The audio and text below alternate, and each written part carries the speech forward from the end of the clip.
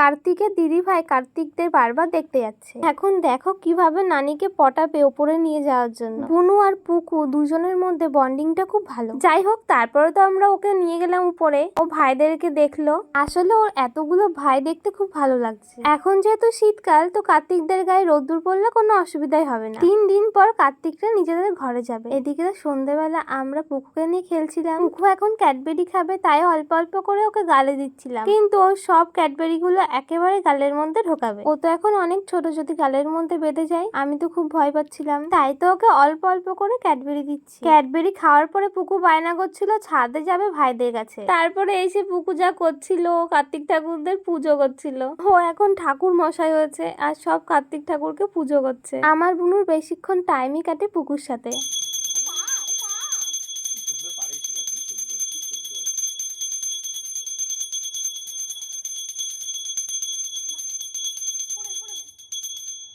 তারপরে ঘরে এসে পুকু দেখছে ও কেমন নাচ করছিল। আমি যে ভিডিওটা আপলোড করেছি, নানি আবার সেটা ওকে দেখাচ্ছিল। নিজের ভিডিও নিজেই দেখছে।